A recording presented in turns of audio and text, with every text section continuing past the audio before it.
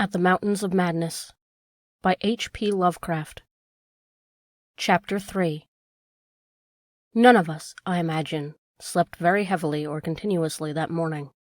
Both the excitement of Lake's discovery and the mounting fury of the wind were against such a thing. So savage was the blast, even where we were, that we could not help wondering how much worse it was at Lake's camp, directly under the vast unknown peaks that bred and delivered it. McTeague was awake at 10 o'clock and tried to get Lake on the wireless, as agreed, but some electrical condition in the disturbed air to the westward seemed to prevent communication.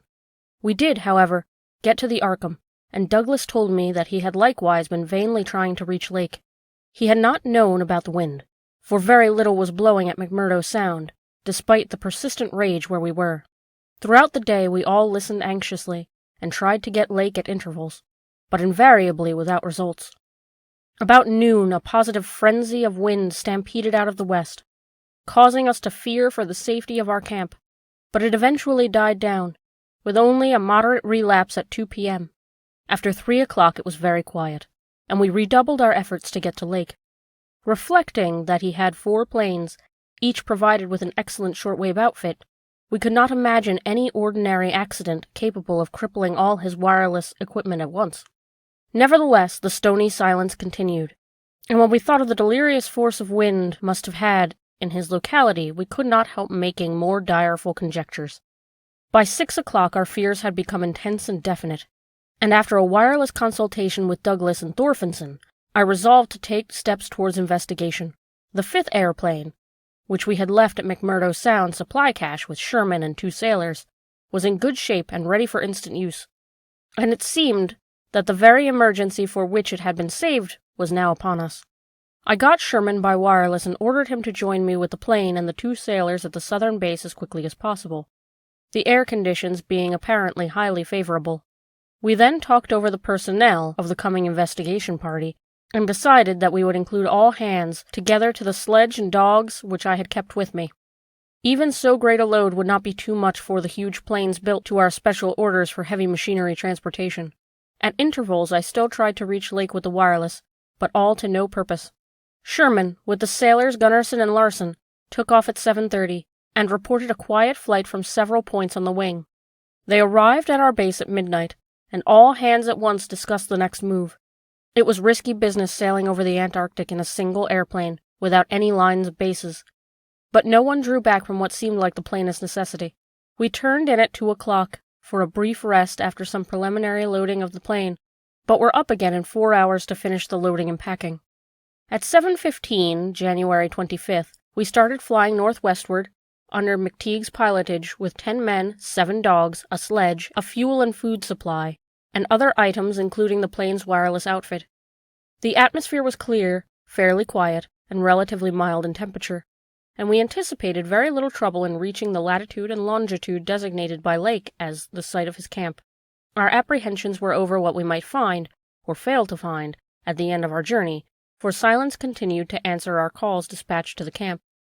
Every incident of that 4.5-hour flight is burned into my recollection because of its crucial position in my life. It marked my loss, at the age of 54, of all that peace and balance which the normal mind possesses through its accustomed conception of external nature and nature's law.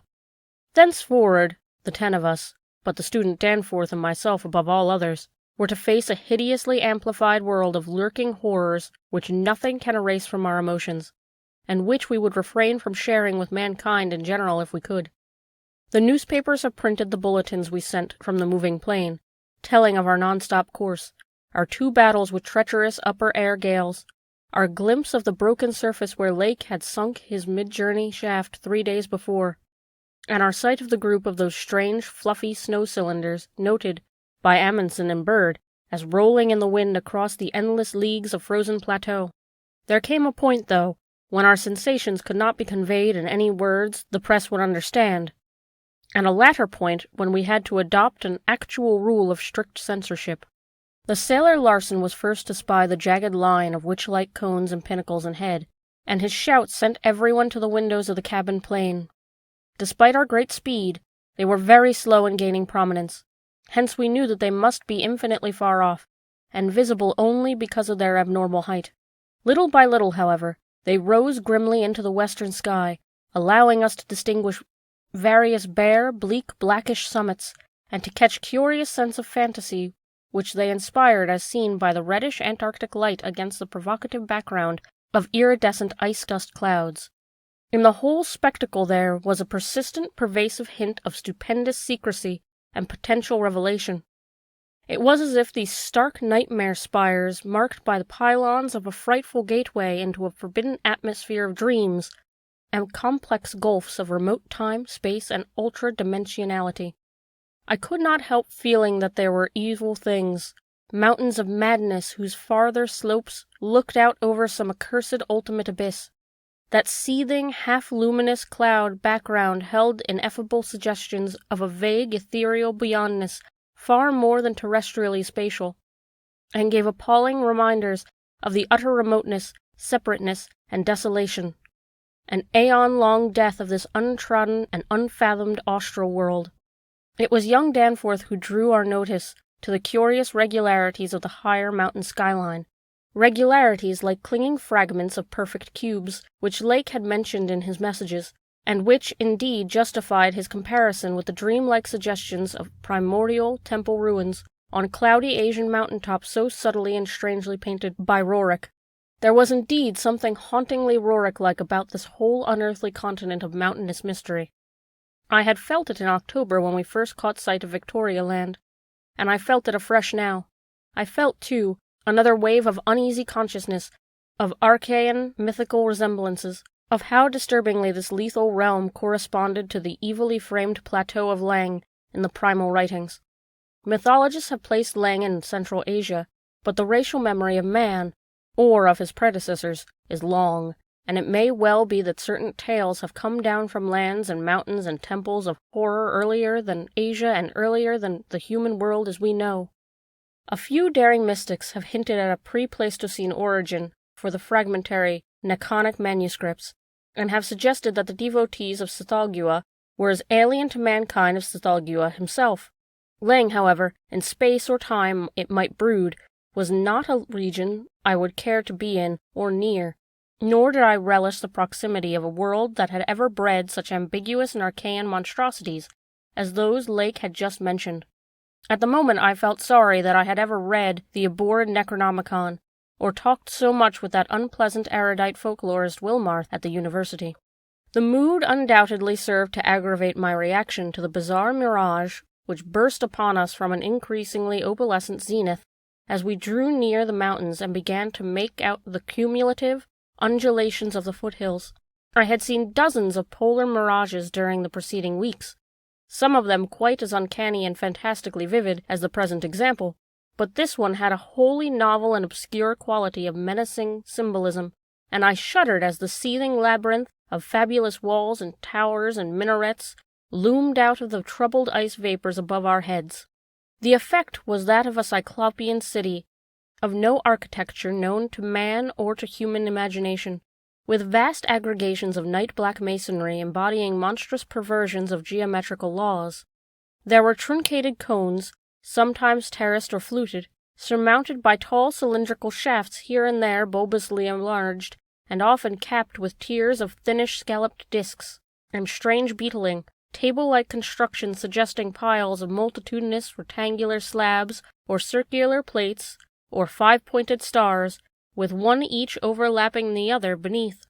There were composite cones and pyramids, either alone or surmounting syllables or cubes or flatter truncated cones and pyramids, and occasional needle-like spires in curious clusters of 5.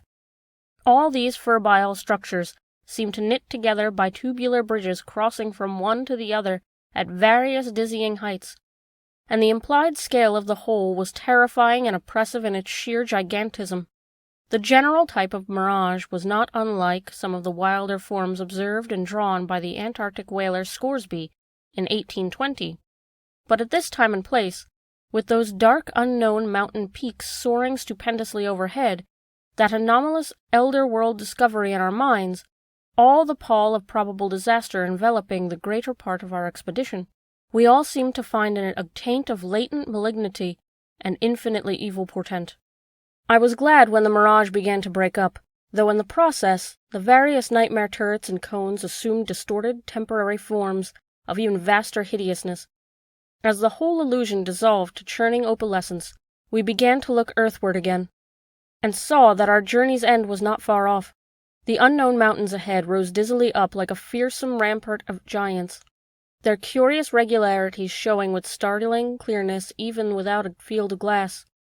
We were over the lowest foothills now, and you could see, amidst the snow, ice, and bare patches of their main plateau, a couple of darkish spots, which we took to be Lake's camp and Boring.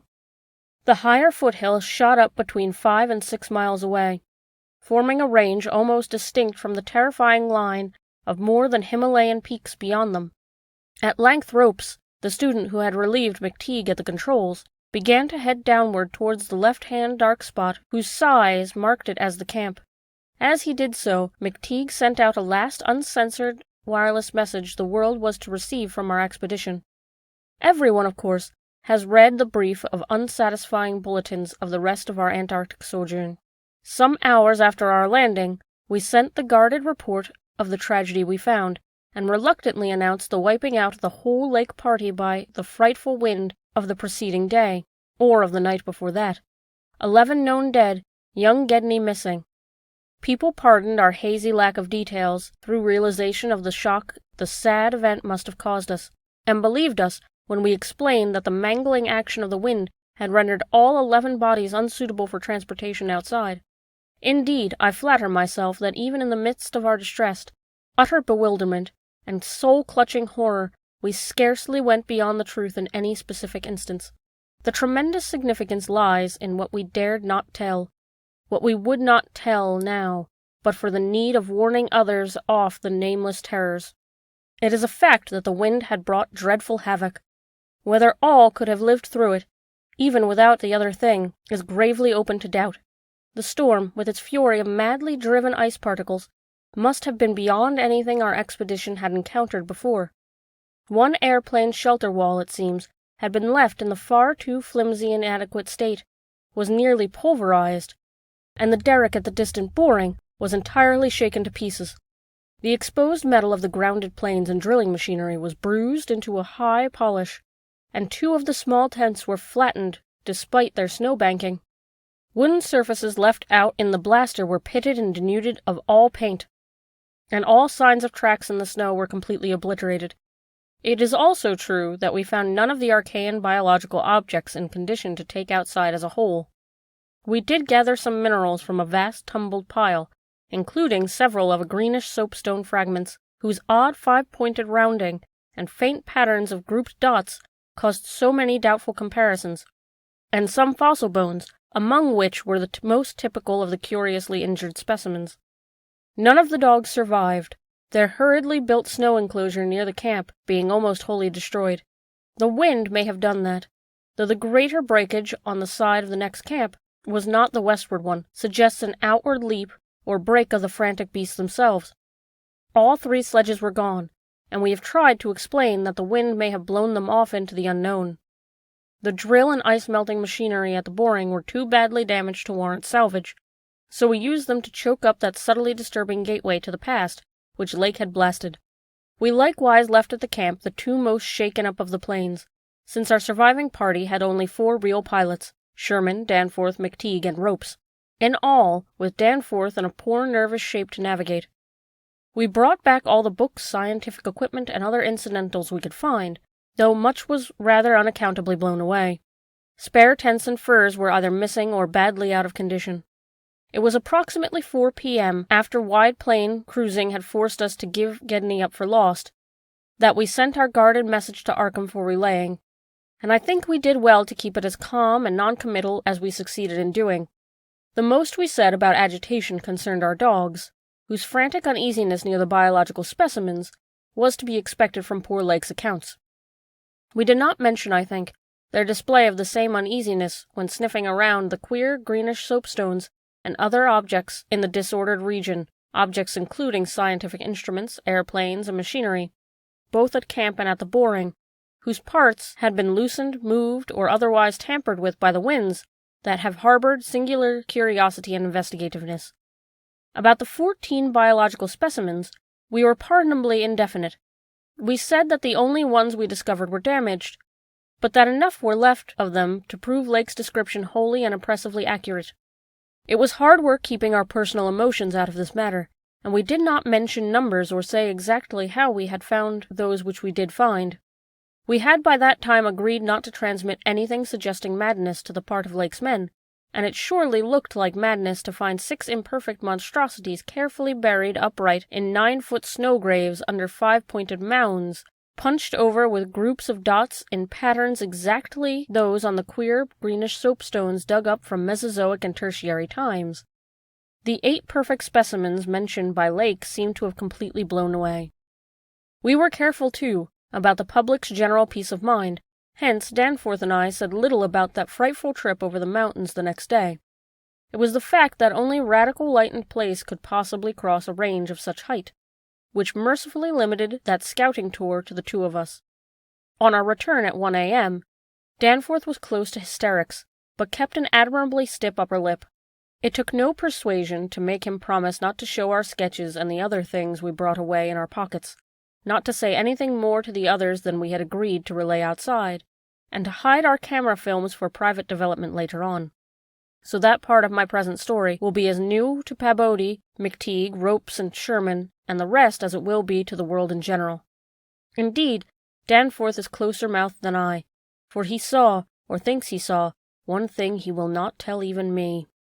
As all know, our report included a tale of hard ascent, a confirmation of Lake's opinion that the great peaks are of Archean slate and other very primal crumpled strata, unchanged since at least the Middle Comanchean times, a conventional comment on the regularity of the clinging cube and rampart formations, a decision that the cave mouths indicate dissolved calcareous veins, a conjecture that certain slopes and passes would permit of the scaling and crossing of the entire range by seasoned mountaineers, and a remark that the mysterious other side holds a lofty and immense superplateau, as ancient and unchanging as the mountains themselves, 20,000 feet in elevation, with grotesque rock formations protruding through a thin glacial layer, and with low gradual foothills between the general plateau surface and the sheer precipices of the highest peaks.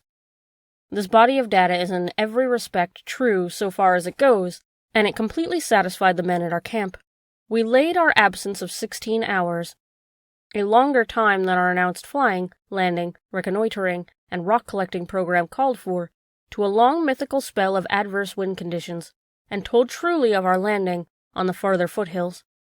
Fortunately, our tale sounded realistic and prosaic enough not to tempt any of the others into emulating our flight. Had any tried to do that, I would have used every ounce of my persuasion to stop them, and I do not know what Danforth would have done. While we were gone, Pabodie, Sherman, Ropes, McTeague, and Williamson had worked like beavers over the lake's 2 best planes, fitting them again for use despite the altogether unaccountable juggling of their operative mechanism.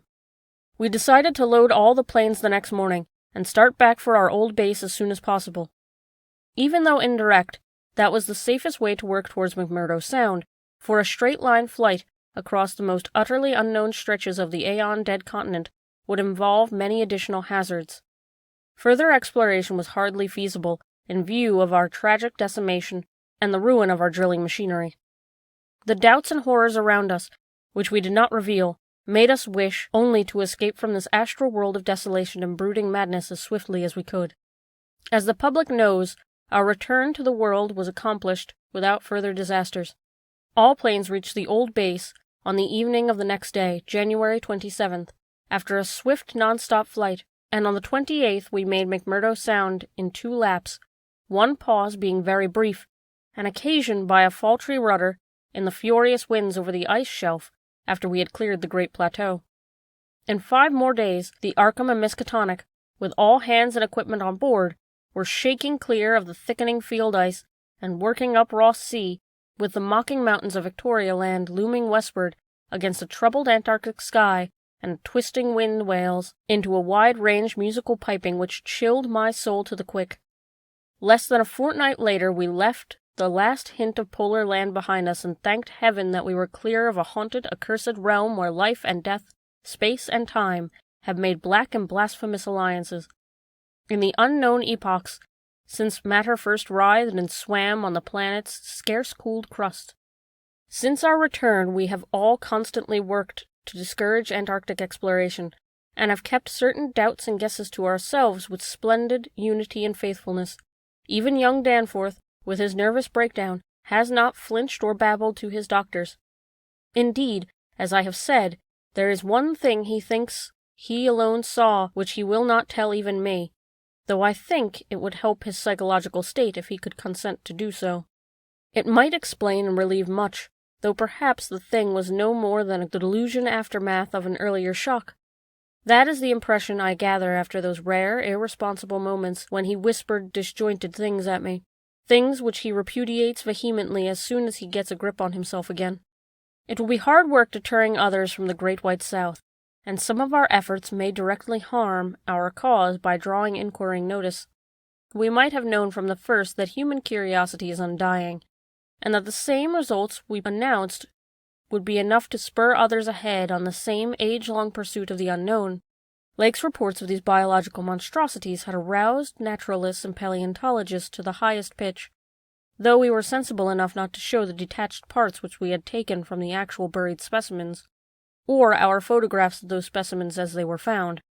We also refrained from showing the more puzzling of the scarred bones and greenish soapstones, while Danforth and I closely guarded the pictures we took, or drew, of the super-plateau across the range, and the crumpled things we smoothed, studied in terror, and brought away in our pockets.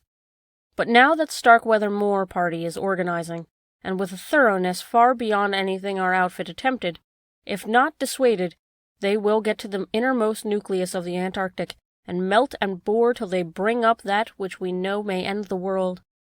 So I must break through all reticences at last, even about that ultimate, nameless thing beyond the mountains of madness. Chapter 4. It is only with vast hesitancy and repugnance that I let my mind go back to Lake's camp and what we really found there. And to that other thing beyond the mountains of madness, I am constantly tempted to shirk the details, and to let hints stand for actual facts and ineluctable deductions. I hope I have said enough already to let me glide briefly over the rest, that is, of the horror at that camp. I have told of the wind-ravaged terrain, the damaged shelters, the disarranged machinery, the varied uneasiness of our dogs, the missing sledges and other items, the deaths of men and dogs, the absence of Gedney, and the 6 insanely buried biological specimens, strangely sound in texture for all their structural injuries, from a world 40 million years dead. I do not recall whether I mentioned that upon checking up with the canine bodies, we found only 1 dog missing. We did not think much about that till later. Indeed, only Danforth and I had thought of it at all. The principal things I have been keeping back relate to the bodies, and to certain subtle points which may or may not lend a certain hideous and incredible kind of rationale to the apparent chaos.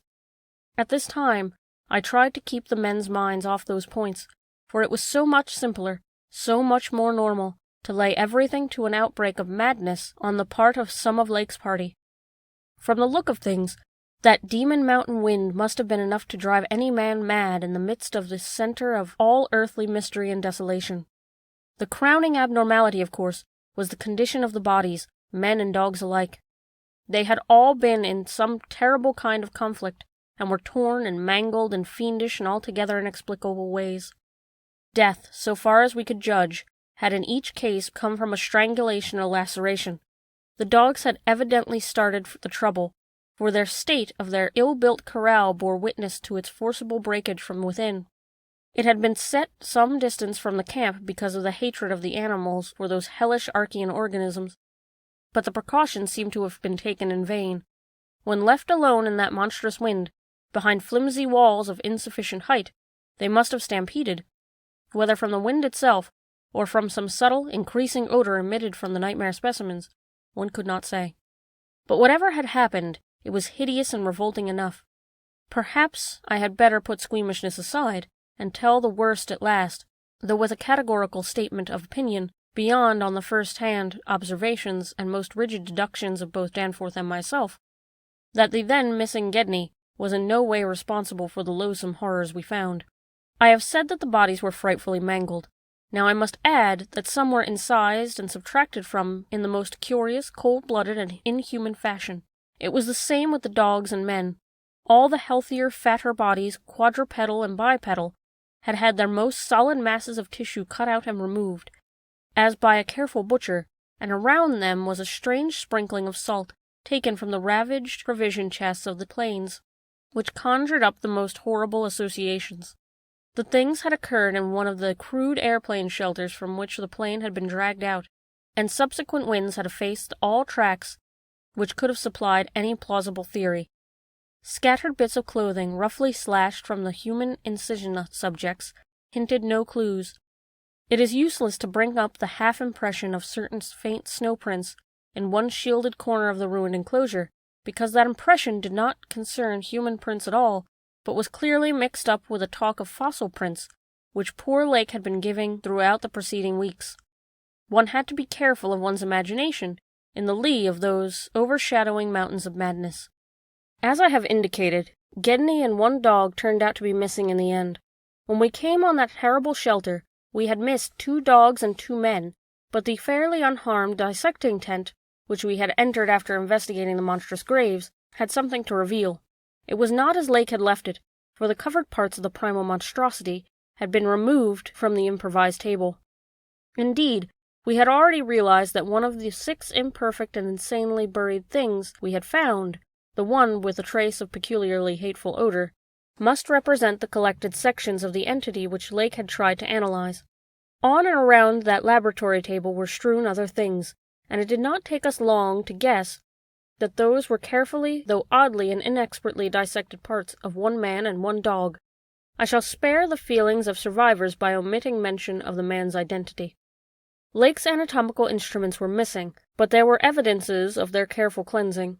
The gasoline stove was also gone, though around it we found a curious litter of matches. We buried the human parts beside the other 10 men, and the canine parts with the other 35 dogs. Concerning the bizarre smudges on the laboratory table, and on the jumble of roughly handled, illustrated books scattered near it, we were too much bewildered to speculate. This formed the worst of the camp horror, but other things were equally perplexing. The disappearance of Gedney, the 1 dog, the 8 uninjured biological specimens, the 3 sledges, and certain instruments, illustrated technical and scientific books, writing materials, electric torches and batteries, food and fuel, heating apparatus, spare tents, fursuits, and the like, was utterly beyond sane conjecture, as were likewise the spatter-fringed ink blots on certain pieces of paper, and the evidences of curious alien fumbling and experimentation around the planes and all other mechanical devices both at the camp and at the boring. The dogs seemed to abhor this oddly disordered machinery. Then, too, there was the upsetting of the larder, the disappearance of certain staples, and the jarringly comical heap of tin cans pried open at the most unlikely ways and at the most unlikely places. The profusion of scattered matches intact, broken, or spent, formed another minor enigma, as did the 2 or 3 tent cloths and fursuits which we found lying about with peculiar and unorthodox slashings, conceivably due to clumsy efforts at unimaginable adaptations. The maltreatment of the human and canine bodies, and the crazy burial of the damaged archaean specimens, were all of a piece with this apparent disintegrative madness. In view of just such an eventuality as the present one, we carefully photographed all the main evidences of insane disorder at the camp, and shall use the prints to buttress our pleas against the departure of the proposed Starkweather Moor expedition. Our first act after finding the bodies in the shelter was to photograph and open the row of insane graves with the 5-pointed snow mounds. We could not help noticing the resemblance of these monstrous mounds, with their clusters of grouped dots, to poor Lake's descriptions of the strange greenish soapstones, and when we came on some of the soapstones themselves in the great mineral pile, we found the likeness very close indeed. The whole general formation, it must be made very clear, seemed abominably suggestive of a starfish head of the archaean entities, and we agreed that the suggestion must have worked potently upon the sensitized materials over Lake's overwrought party. For madness, centering in Gedney as the only possible surviving agent, was the explanation spontaneously adopted by everyone so far. As spoken utterance was concerned, though I will not be so naive as to deny each of us may have harbored wild guesses which sanity forbade him to formulate completely, Sherman, Peabody, and McTeague made an exhaustive airplane cruise over the surrounding territory in the afternoon, sweeping the horizon with field glasses in quest of Gedney and of the various missing things, but nothing came to light. The party reported that the Titan barrier range extended endlessly to the right and left alike, without any diminution in height and essential structure. On some of the peaks, though, the regular cube and rampart formations were bolder and plainer, having doubly fantastic similitudes to Roric-painted Asian hill ruins. The distribution of cryptical cave mouths on the black snow-denuded summits seemed roughly even as far as the range could be traced. In spite of all the prevailing horrors, we were left with enough sheer scientific zeal and adventurousness to wonder about the unknown realm beyond those mysterious mountains. As our guarded messages stated, we rested at midnight after our day of terror and bafflement, but not without tentative plan for one more range-crossing altitude flights, in a lightened plane with aerial camera and geologist's outfit, beginning the following morning. It was decided that Danforth and I try it first, and we wakened at 7 a.m. intending an early flight. However, heavy winds, mentioned in our brief, bulletined to the outside world, delayed our start till nearly 9 o'clock. I have already repeated the non-committal story we told the men at camp, and relayed outside, after our return 16 hours later. It is now my terrible duty to amplify this account by filling in the merciful blanks with hints of what we really saw in the hidden transmontane world. Hints of the revelations which have finally driven Danforth to a nervous collapse. I wish he would add a really frank word about the thing which he thinks he alone saw, even though it was probably a nervous delusion, and which was probably the last straw that put him where he is, but he is firm against that. All I can do is to repeat his later disjointed whispers about what set him shrieking as the plane soared back through the wind-tortured mountain pass after that real and tangible shock which I stared. This will form my last word. If the plain signs of surviving elder horrors in what I disclose be not enough to keep others from meddling with the inner Antarctic, or at least from prying too deeply beneath the surface of that ultimate waste of forbidden secrets and inhuman aeon-cursed desolation, the responsibility for unnameable and perhaps immeasurable evils will not be mine. Danforth and I, studying the notes made by Pabodie in his afternoon flight and checking up with a sextant, had calculated with the lowest available pass in the range lay somewhat to the right of us, within sight of the camp, and about 23,000 or 24,000 feet above sea level. For this point, then, we first headed to the lightened plain as we embarked on our flight of discovery. The camp itself, on foothills which sprang from a high continental plateau, was some 12,000 feet in altitude. Hence the actual height increase necessary was not so vast as it might seem. Nevertheless, we were acutely conscious of the rarefied air and intense cold as we rose, for, on account of visibility conditions, we had to leave the cabin windows open. We were dressed, of course, in our heaviest furs. As we drew near the forbidden peaks, dark and sinister above the line of crevasse-riven snow and interstitial glaciers, we noticed more and more the curiously regular formations clinging to the slopes, and thought again of the strange Asian paintings of Nicholas Roerich. The ancient and wind-weathered rock strata fully verified all of Lake's bulletins, and proved that these pinnacles had been towering up in exactly the same way since the surprisingly early time in Earth's history, perhaps over 50 million years. How much higher had they once been, it was futile to guess, but everything about this strange region pointed to obscure atmospheric influences unfavorable to change, and calculated to retard the usual climactic processes of rock disintegration. But it was the mountainside tangle of regular cubes, ramparts, and cave mouths which fascinated and disturbed us most. I studied them with a field glass, and took aerial photographs while Danforth drove, and at times I relieved him at the controls, though my aviation knowledge was purely an amateur's, in order to let him use the binoculars. We could easily see that much of the material of the things was a lightish Archean quartzite, unlike any formation visible over broad areas of the general surface, and that their regularity was extreme and uncanny to the extent which poor Lake had scarcely hinted. As he had said, their edges were crumbled and rounded from untold aeons of savage weathering, and their preternatural solidity and tough material had saved them from obliteration. Many parts, especially those closest to the slopes, seemed identical in substance with the surrounding rock surface. The whole arrangement looks like the ruins of Machu Picchu and the Andes, or the primal foundation walls of Kish, as dug up by the Oxford Field Museum expedition in 1929, and both Danford and I obtained that occasional impression of separate cyclopean blocks which Lake had attributed to his flight companion Carol. How to account for such things in this place was frankly beyond me, and I felt queerly humbled as a geologist. Igneous formations often have strange regularities, like the famous Giant's Causeway in Ireland, but this stupendous range, despite Lake's original suspicion of smoking cones, was above all else non-volcanic and evident in structure. The curious cave mouths, near which the odd formations seemed most abundant, presented another albeit a lesser puzzle because of the regularity in outline.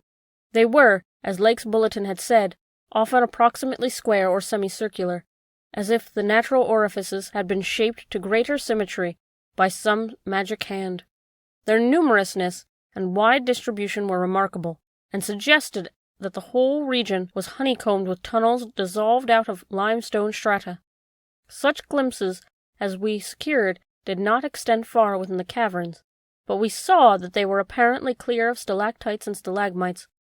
Outside, those parts of the mountain slope adjoining the apertures seemed to invariably smooth and regular, and Danforth thought that the slight cracks and pitting of the weathering tended towards unusual patterns. Filled as he was with the horrors and strangeness discovered at the camp, he hinted that the pittings vaguely resembled those baffling groups of dots sprinkled over the primeval greenish soapstones, so hideously duplicated on the madly conceived snow mounds above these 6 buried monstrosities. We had risen gradually in flying over the higher foothills and along towards the relatively low pass we had selected. As we advanced, we occasionally looked down at the snow and ice of the land route, wondering whether we would have attempted the trip with the simpler equipment of earlier days. Somewhat to our surprise, we saw the terrain was far from difficult as such things go, and that despite the crevasses and other bad spots it would have not been likely to deter the sledges of a Scott, a Shackleton, or an Amundsen.